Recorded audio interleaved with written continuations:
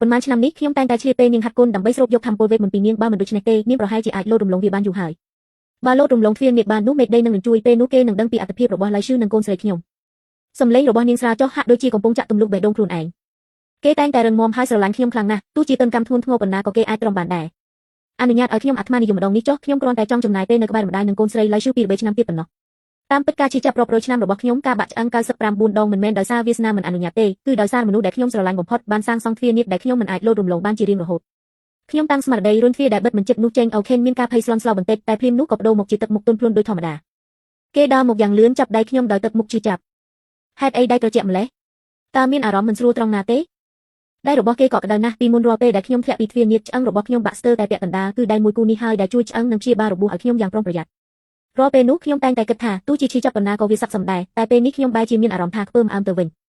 នៅក្នុងភ្នែករបស់គេពោពេញទៅដោយក្តីបារម្ភយ៉ាងខ្លាំងតែបើ3ថ្ងៃទៀតជាការលោតរំលងទ្វារនេះលើកចុងក្រោយតើក្នុងចិត្តមានអារម្មណ៍ភ័យទេខ្ញុំងើបមុខមើលគេអ្នករាល់គ្នាសុទ្ធតែនិយាយថាព្រះអង្គម្ចាស់នាគសមុទ្រខាងកើតមានចិត្តសប្បុរសដែលព្រមរៀបការជាមួយត្រីគោរំគឺជាសេចក្តីស្រឡាញ់ដ៏ជ្រាលជ្រៅដែលមិនធ្លាប់មានគេនិយាយថាការដែលគេចំណាយពេលរាប់រយឆ្នាំនៅក្បែរខ្ញុំក្នុងកន្លែងដ៏ត្រជាក់នេះគឺជាសេចក្តីស្រឡាញ់ដ៏បរិសុទ្ធពិតជាគួរឲ្យអស់សំណើចណាស់ចុះអ្នកវិញតើអ្នកនឹងភ័យជំនួសខ្ញុំទេអោឆេនស្រឡាំងតាំងបន្តិចគេប្រហែលជាមិននឹកស្មានថាខ្ញុំនឹងសួរត្រឡប់ទៅវិញទេរាប់រយឆ្នាំមកនេះខ្ញុំតែងតែជាអ្នកដែលត្រូវការការលួងលោមនិងការលើកទឹកចិត្តខ្ញុំពិតជាភ័យជំនួសអ្នកហើយរាល់ពេលដែលអ្នកទៅលោតរំលងទ្វារនេះខ្ញុំតែងតែបារម្ភខ្លាចអ្នករងរបួសខ្លាចអ្នកឈឺចាប់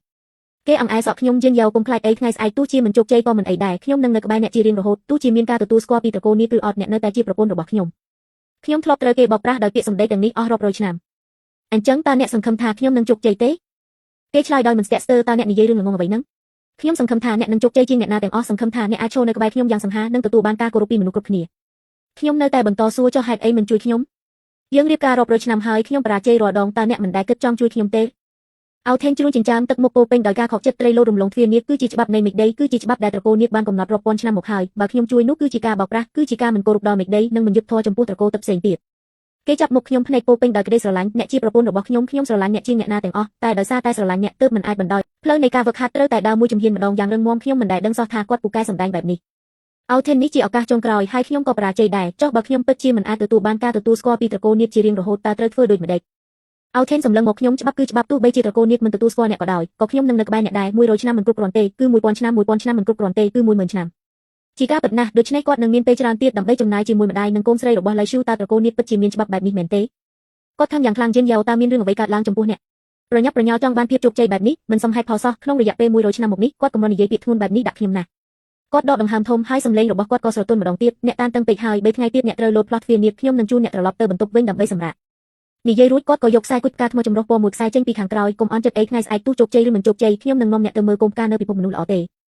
រាល់ពេលដែលខ្ញុំបរាជ័យក្នុងការលោតផ្លោះទ្វារនេះគាត់តែងតែឲ្យរបស់ខ្ញុំគុជផ្កាថ្មសម្លៀកបំពាក់សូត្ររំឆាមកចូលដល់សក់កំណត់ព្រលឹងវាគ្រាន់តែជាការសងជំនឿចិត្តដោយសារតែភាពមានកំហុសប៉ុណ្ណោះខ្ញុំមិនចង់ធ្វើពុតទៀតទេអោឆេនខ្ញុំដឹងថាលេឈូមិនទាន់និយាយចប់ផងក៏មានទាហានបង្គាម្នាក់រត់ចូលមកពីខាងក្រៅខាងលោកស្រីឡៃមិនរងចាំឲ្យភាគីខាងទៀតនិយាយចប់អោឆេនក៏ក្រោកឈរហើយរត់ចេញទៅក្រៅខ្ញុំលួចដើរតាមពីក្រោយខ្ញុំបានលោតផ្លោះទ្វារនេះដោយជោគជ័យរបាំងនៅខាងក្រៅវាំងនេះមិនអាចរារាំងខ្ញុំបានទៀតទេលើសពីនេះទៅទៀតខ្ញុំឃើញមនុស្សជាច្រើនដែលមិនមែនជាត្រកូលនេះចេញចូលដោយសេរីក្នុងរយៈពេល100ឆ្នាំមកនេះអ្វីដែលរារាំងខ្ញុំមិនមែនជាច្បាប់ត្រកូលនេះទេគឺពាក្យកុហករបស់គាត់ខ្ញុំលាក់ដង្ហើមរបស់ខ្ញុំដើរតាមគាត់កាត់ច្រករបៀងជាច្រើនជាន់ហើយទីបំផុតក៏ឈប់នៅមុខវិមានដ៏ស្រស់ស្អាតនិងប្រណិតមួយប៉ាហោះហើយខ្ពស់បន្តិចទៀតសំឡេងសើចយ៉ាងស្រទន់របស់ក្មេងស្រីតូចបន្លឺឡើងនៅក្បែរត្រចៀកស្ត្រីស្លៀកពាក់ពណ៌សម្នាក់ដើរចេញមកមុខមាត់ស្រស់ស្អាតដោយគំនូរអត្តចរិតត្រជាក់ស្រេបគិតទៅប្រហែលជាលើឈឺហើយបាក់មើលកង្ហាដែលប៉ាធ្វើឲ្យខ្ញុំអោឆេន3កូនស្រីដើរទៅជិតហើយថាប់ធ្វើឲ្យឡៃឈូអំបាញ់មិញទាហានបង្គារត់មកប្រាប់យ៉ាងប្រញាប់ស្មានតែអ្នកមានរឿងអ្វីកើតឡើងឡៃឈូខ្ទប់មាត់សើចតិចថ្ងៃនេះជួបផ្ទះបាយពិសេសធ្វើម្ហូបមួយតូសម្រាប់អ្នកអោឆេនដែនខាង3កូនស្រីដែនខាងទៀតអបស្មាឡៃឈូអ្នកទើបតែជាសះស្បើយហេតុអ្វីត្រូវជួបផ្ទះបាយដោយខ្លួនឯងត្រូវតែអរគុណអ្នកហើយបើមិនមែនអ្នកចំណាយការហ្វឹកហាត់ជួយខ្ញុំលោតផ្លោះទ្វារនេះហើយជួយរងការវាយបុកត្រឡប់មកវិញភាគច្រើនជំនួសខ្ញុំទេតើខ្ញុំមានថ្ងៃនេះដោយរបៀបណាប្រហែលជាយូរមកហើយអោថេនកាត់សម្ដីនាងសម្លេងគឺទន់ភ្លន់ដែលខ្ញុំមិនធ្លាប់ឃើញពីមុនមកនិយាយផ្ដេសផ្ដាស់អ្វីរវាងអ្នកនិងខ្ញុំមិនបាច់និយាយពីអរគុណទេនៅក្នុងវិមានឡៃឈូបានចាក់ស្រាមួយកែវឲ្យអោឆេនដោយផ្ទាល់ត្រូវអរគុណអ្នកទៀតបើមិនមែនអ្នករកបានការឈូសព្រើ10000ឆ្នាំនោះទេស្នាមរន្ទះបាញ់នៅលើខ្នងខ្ញុំប្រហែលជាត្រូវបន្សល់ទុកស្នាមមួយជីវិតហើយខួរក្បាលរបស់មានអ្វីមួយផ្ទុះឡើងកាលពីខែមុនអាវឈីនស្រាប់តែត្រឡប់មកវិញទាំងរបួសធ្ងន់ក្នុងរបស់គាត់ខ្មៅក្រហមឃើញដល់ឆ្អឹងគាត់ថាគ្រោះធម្មជាតិមកដល់ភ្លាមគាត់មិនបានការពារគ្រោះធម្មជាតិរបស់ត្រកូលនេះមានម្ដងក្នុងរយៈពេល500ឆ្នាំគាត់ច្បាស់ជានៅសល់ជាង100ឆ្នាំទៀតទើបដល់ពេលប៉ុន្តែគាត់ថាប្រហែលជាមានកំហុសក្នុងការហ្វឹកហាត់ទើបធ្វើឲ្យមានគ្រោះធម្មជាតិខ្ញុំជឿខ្ញុំយាមនៅក្បែរក្រែគាត់7ថ្ងៃ7យប់ប្រើធម្មពលវេទមន្តទាំងអស់ដើម្បីព្យាបាលគាត់គ្រូពេទ្យរាជវាំងបាននិយាយថានៅតំបន់អាកំបាំងភាគខាងជើងមានការឈប់ឈាមអាយុកាល10000ឆ្នាំដែលអាចព្យាបាលរបួសបានក្នុងរយៈពេល1ថ្ងៃប៉ុន្តែតំបន់អាកំបាំងនោះមានគ្រោះថ្នាក់ខ្លាំងណាស់ចូលទៅគឺស្លាប់ ខ្ញុំមិនស្ទាក់ស្ទើរក្នុងការចូលទៅស្ទើរតែអស់ធម្មពលវេទមន្តទាំងអស់ទើបអាចដណ្ដើមយកការជប់ឈាមនោះពីមាត់សត្វចម្លែកដែលយាមវាពេលត្រឡប់មកវិញខ្ញុំក៏ដួលសន្លប់ពេលដឹងខ្លួនឡើងវិញអាវឈៀនកំពុងយាមនៅក្បែរក្រែជីនយ៉ាវហេតុអ្វីបានជាអ្នកល្ងងម្លេះអ្នកមិនខ្វល់ពីជីវិតដើម្បីខ្ញុំនឹងមិនធ្វើឲ្យអ្នកខកចិត្តឡើយក្នុងជីវិតនេះប៉ុន្តែមិននឹកស្មានថាការជប់ឈាមដែលខ្ញុំបដូរដល់ជីវិតត្រូវបានគាត់ប្រគល់ឲ្យអ្នកផ្សេងបាត់ទៅហើយចំណែកខ្ញុំវិញឥឡូវនេះនៅលើខ្នងរបស់ខ្ញុំនៅតែមានស្នាមរបួសដែលបន្សល់ទុកពីការធ្លាក់ពីទ្វារនាគ99ដងឃើញដល់ឆ្អឹងរាល់ពេលមេភ្លៀងខ្ញុំជឿចាប់រហូតដល់ញ័រ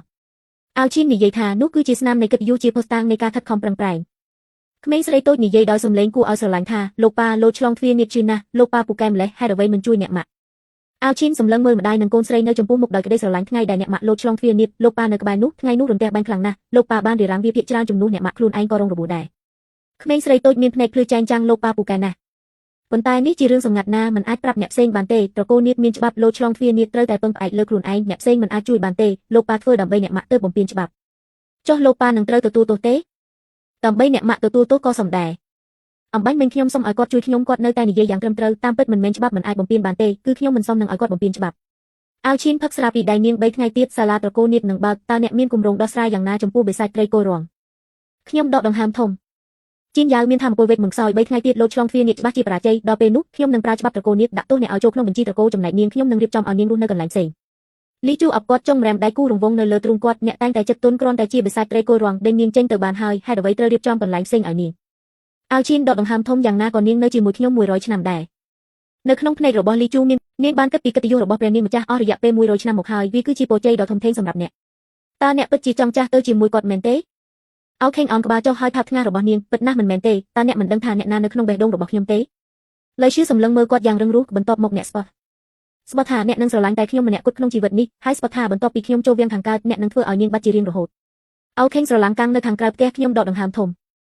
អោខេងនិយាយយឺតថាក៏ខ្ញុំអោខេងសូមស្បត់ចំពោះព្រះថាខ្ញុំនឹងស្រឡាញ់តែឡើយឈឺក្នុងជីវិតនេះបន្ទាប់ពីបរាជ័យក្នុងការលោតពីលើខ្លោងទ្វារនាគខ្ញុំនឹងអនុញ្ញាតឲ្យនាងរស់នៅក្នុងទីធ្លាដាច់ដោយឡែកជារៀងរហូតហើយនាងនឹងមិនត្រូវបានអនុញ្ញាតឲ្យចេញក្រៅដោយគ្មានការកោះហៅឡើយតើនេះខុសពីការជាប់គុកយ៉ាងណាវាប្រែថាភាពស្មោះត្រង់នឹងការរងចាំរបស់ខ្ញុំគ្រាន់តែជារឿងកំប្លែងប៉ុណ្ណោះខ្ញុំមិនចង់ស្ដាប់ទៀតទេហើយក៏រត់ចេញទៅដោយសារគាត់គ្មានមេត្តានិងលេងសើចជាមួយខ្ញុំអស់100ឆ្នាំមកហើយខ្ញុំចង់ផ្ដល់អំណោយដ៏ធំមួយដល់គាត់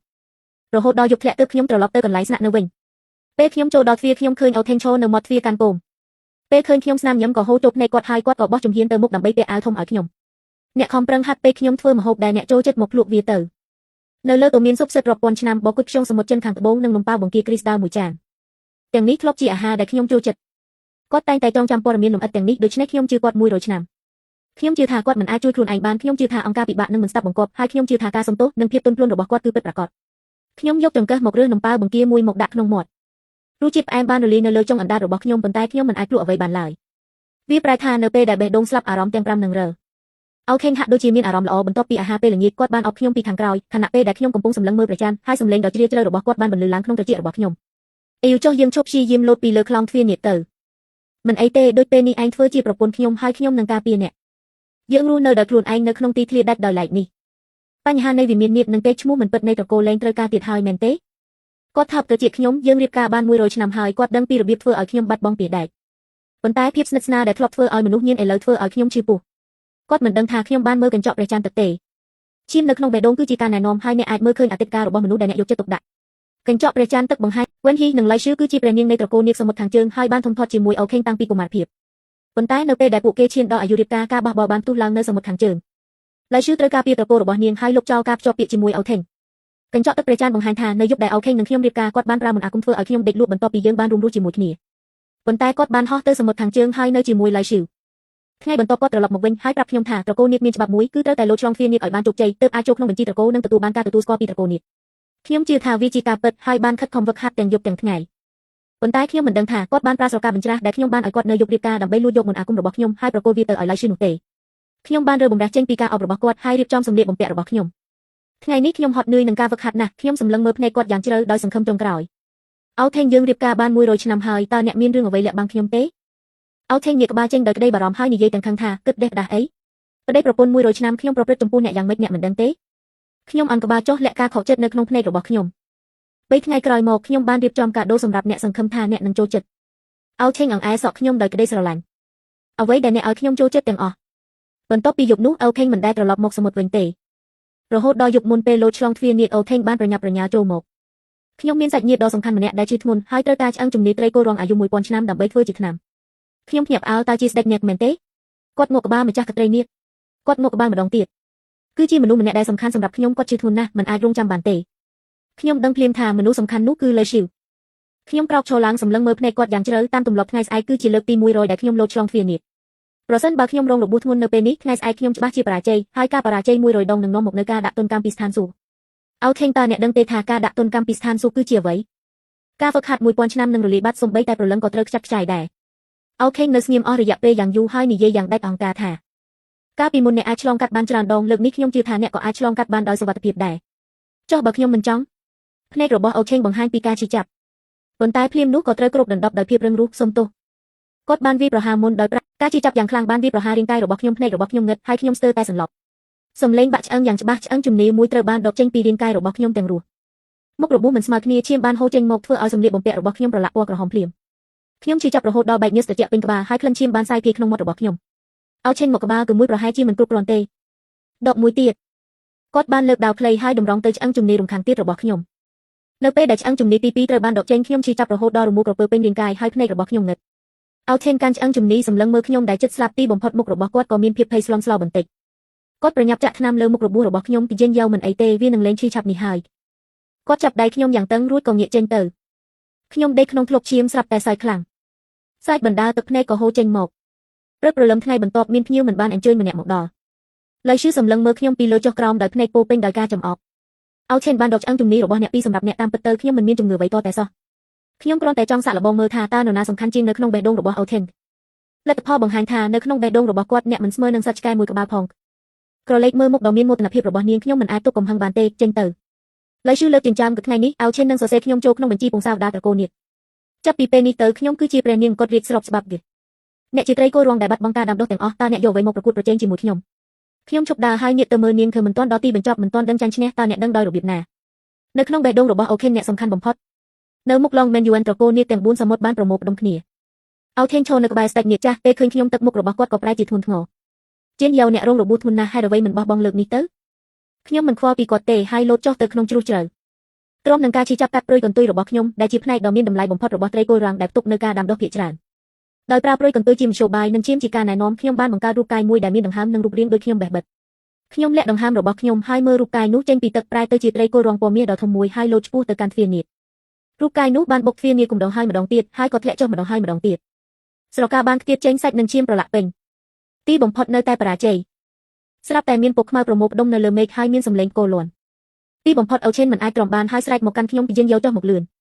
រាងកាយបំបែករបស់ខ្ញុំញឹមដាក់អូឆេនដោយអស់សង្ឃឹមអូឆេនលីជារៀងរហូតហើយនិយាយចប់គោលាន់ក៏បន្តគ្នាគេយិនយ៉ាវអូថេនចង់ស្ទុះទៅតែត្រូវលៃស៊ូដែលនៅក្បែរនោះចាប់ជាប់ព្រះអង្គម្ចាស់ទុនកម្មស៊ូបានមកដល់ហើយនេះជាវាសនាពេលដែលអូឆេនស្ទាក់ស្ទើរគោលាន់ចុងក្រោយក៏ធ្លាក់ចុះមកយ៉ាងឈួតលីលារាងកាយបំបែករបស់ខ្ញុំបានคล้ายជាផេះនៅក្នុងពន្លឺរន្ទះអូថេនឈរនៅស្ងៀមមិនកំរើកបន្លឺសំឡេងយំយ៉ាងឈឺចាប់ជេនយ៉ាវខ្ញុំបានចាក់ចេញពីទ្វារនាគយ៉ាងស្ងៀមស្ងាត់ងាកមើលឡៃស៊ូមួយផ្លែតមុនពេលចាក់ចេញមនុស្សរស់មិនអាចប្រកួតប្រជែងជាមួយមនុស្សស្លាប់បានទេហ្គេមនេះអ្នកចាញ់ហើយ